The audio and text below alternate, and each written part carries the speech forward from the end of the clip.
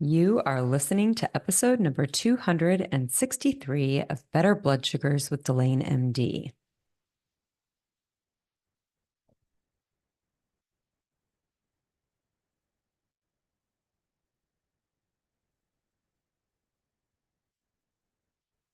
Hey there, and welcome to the podcast. I'm so glad you're taking a few minutes today to commit to your health, to commit to you, to give yourself some space, to learn some things that are important to you.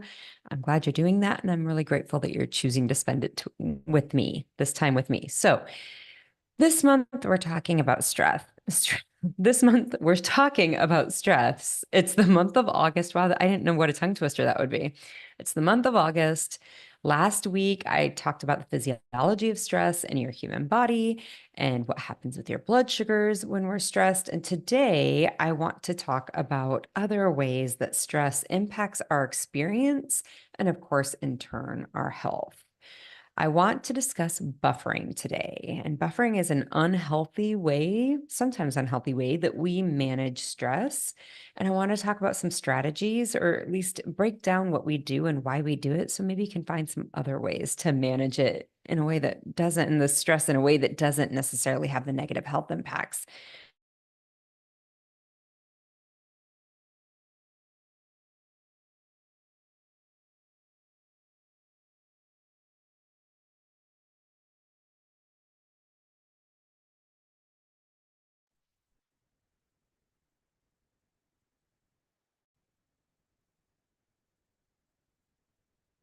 So let's talk about what buffering is and what do I mean by that. So buffering, if you look it up in the dictionary, the verb means to lessen or moderate the impact of something. So where I see this in women with type 2 diabetes is when we use food to lessen or moderate the impact or negative feeling of a certain experience. So some of these examples you're going to be really familiar with, or if you're not, tell me if this sounds familiar, because I think it probably is something we've all experienced. You're overwhelmed in the afternoon, and so you want to visit the candy drawer. In offices that I've worked at, there's always this drawer. There's always this place where there's candy, right? Maybe it's a jar, maybe it's a dish, or when I was in residency, one of the nurses had an entire drawer in her desk that was devoted to candy. So, maybe it's overwhelm in the afternoon and you turn to the candy drawer to manage that feeling of overwhelm. Or you've gotten home, you're exhausted, you've run the kids to different practices, you're done cleaning the dishes from dinner, you help the kids with their homework, they're in their rooms getting ready for bed, and suddenly the ice cream starts talking to you and you start eating the ice cream or you want to eat the ice cream. These are times when we rely on food to manage our emotions, our situations, or the way that we feel, okay? These particular examples really lead to many negative outcomes. Certainly, insulin resistance is worsened by these behaviors. Nobody's stress eating celery. Nobody's turning to carrot sticks when they're overwhelmed at the end of the day or overwhelmed in the middle of the afternoon, right? These processed foods, the things that we turn to manage these emotions are typically processed foods. Okay.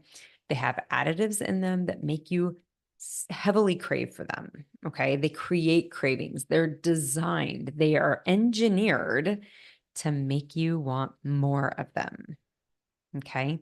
Because the people who make processed foods only make money if you buy it. And so if they can make you want more of it, they're going to do that because they make more money that way. Okay. I don't know that it's evil or the devil, but it is what it is. These foods are designed to make you crave them and crave them heavily. The more you consume them, the more you will want them. Okay. So that's one issue, right? Like if you're wanting to get in control of the way you eat, if you're wanting to be the one making the decisions and you don't want to be pulled around the world by your desire for foods that are making you sick, if that's something you're wanting to fix, cutting processed foods from your experience is it's just a requirement of fixing that part. The other part of processed foods that makes using them to manage overwhelm and exhaustion, an issue is that they cause insulin resistance. And I talked about this a little bit last week. I really talked about how stress impacts the cells, but there are multiple mechanisms that the additives or the ingredients in processed foods use.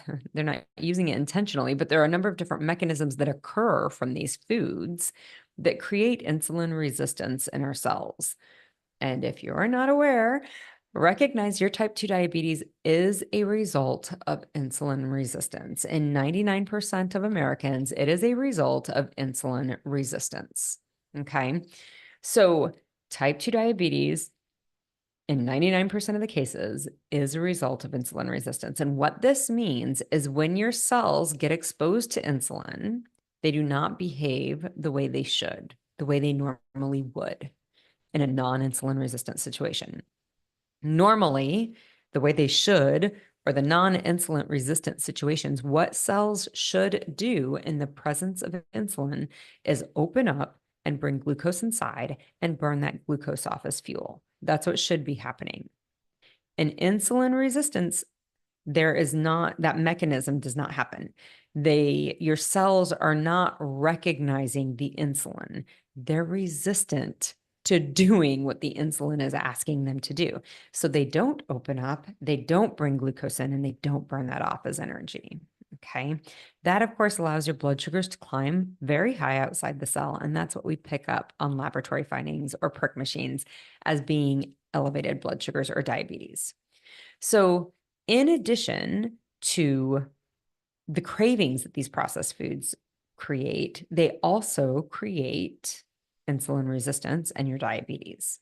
So managing foods or using these foods to buffer your negative experience, of course, is not, it's going to contribute to your diabetes. So a lot of times we will have this experience, right? Like we will, I'm exhausted after work. The kids are finally getting into bed and I'm going to relax with a carton of ice cream. Or we have the candy drawer because we're overwhelmed in the afternoon. We start eating the candy and then we start to let that feeling of out of control or failure set in. Again, we have this negative emotion. And because we've made a habit of turning to something to kind of minimize that negative experience, because we've made that habit, now we have this feeling of out of control or failure, and we want to minimize that. So what do? Oh, for dinner, instead of making the chicken salad that I thought I would make, I think we're just going to get pizza. I'll just have 1 or 2 or 4 pieces. And then because I'm such a failure at the whole entire day, I think I'll just have the ice cream. Okay. This behavior of using food, buffering with food, buffering away a negative experience with food leads to the feeling of being out of control, and it leads to the feeling of failure. And because we've made a habit of managing our negative emotions with food, it tends to cause us to turn to the food more. Okay. So I want you to think about how it would feel. If this sounds familiar, if this afternoon story of feeling overwhelmed and turning to the candy drawer sounds familiar to you, if the evening of feeling exhausted and turning to the ice cream is something you've experienced, I want you to stop for a moment and think. If you were not going to use the foods, if you were not going to use the candy drawer and the chocolate in the candy drawer, if you were not going to have the ice cream or maybe popcorn or whatever it is in the evening, if you weren't going to eat those foods, what would you be feeling? What feeling would come over your body? Would it be overwhelm? Would it be exhaustion? And then I want you to think about what actually fixes those feelings. For overwhelm, what fixes those feelings is making a to-do list and going through it and doing the things on your to-do list. For exhaustion, what fixes that feeling is getting a nap or going to bed. Ice cream never fixes exhaustion. Ice cream does not resolve your sleepiness. Sleep resolves your sleepiness. Chocolate does not resolve the task list that you have to do. Getting it organized and doing the task list, that resolves the task list. Okay. I call this hiring out food to do a job it's really not qualified to do. Sleep fixes fatigue. Task list or like organization fixes overwhelm. Food does not. And you're hiring food to do a job it doesn't do. It doesn't do it well. And now our brain is all under the effect of dopamine from all this highly processed foods that we're not even thinking clearly. So we make a decision like, you know what? I'm not doing salad this evening. I'm going to do pizza. I'm going to have 2 pieces or maybe even 4 or 5. And then because I've screwed it all up, I'm going to continue making bad decisions because my brain's under the effect of dopamine. I'm going to have some ice cream. So this is buffering, and I hope it sounds familiar. Most women find, I mean, I think we've all had this experience.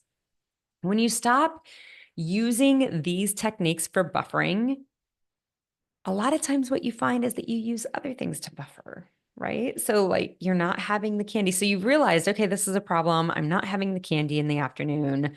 I'm not going to eat the ice cream after everybody's in bed. I'm done doing it that way. I'm going to do something else. But then we start to turn to other buffering techniques. So that might be watching too much TV and not getting in bed. That might be shopping. That might be overworking. It can be a ton of different things. But I think it's important to see what makes something buffering. So I want to talk about what does it mean? Why is it buffering? Why is eating, 1 piece of candy is not buffering. 1 piece of candy does not create diabetes. So what makes it buffering? I want to talk a little bit about what true pleasure and what artificial or false pleasure is, okay? Because that is a great way to distinguish about when is it buffering, okay? So what makes it buffering? When you're using something in a way that makes you sick, certainly that's buffering. If you feel out of control and you're continuing to do it, even though you don't want to do it, like you're feeling out of control, like it's controlling you, that's buffering. When you're actively, no, I'm avoiding this feeling. In turn, I'm going to use this activity, whether it be food, alcohol. We do this with social media. We do this with Netflixing and chilling, whatever it is, no matter how, like, which thing you're turning to, if you're avoiding a feeling with that, that is very clearly buffering. Okay. And there's nothing wrong with this. There's not a problem with this. And I'm going to talk about what I mean. But I do want you to see it's not just the food. Many things can be buffering. Cleaning is a great one. So yes, Netflixing, that's, Netflixing and chilling. Instead of taking care of tasks that we need to be doing, we choose to binge watch a show.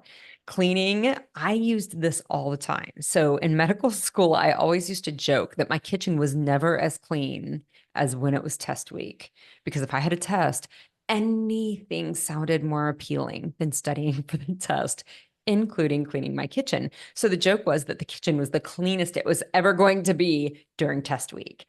We can shop using shopping. Thank God for Amazon. We can shop all the time, anytime, and it's so easy. And a lot of times we'll use shopping as a buffering technique instead of doing something like there's a boring task I need to do. There is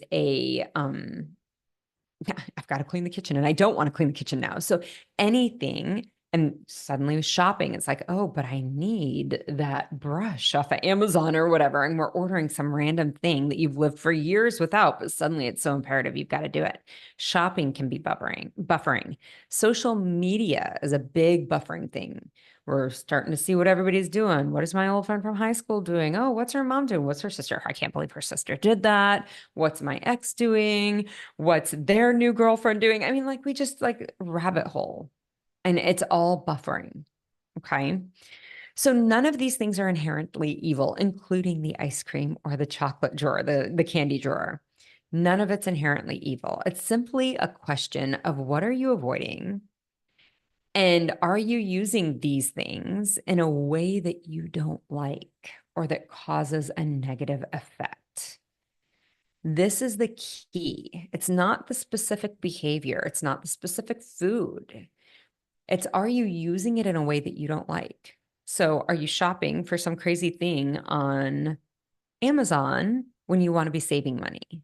You're doing something you don't like. This is not the way you want to be showing up.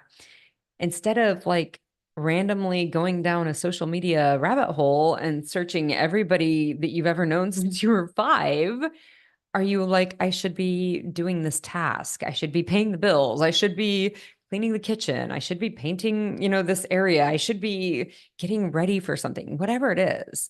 Are you doing something? Are you doing this buffering activity in place of something else?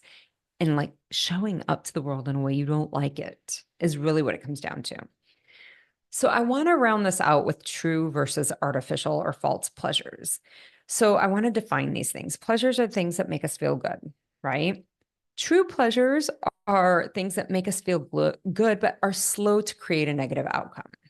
Versus false or artificial pleasures are things that make us feel good and are quick to have a negative or a bad outcome. Okay.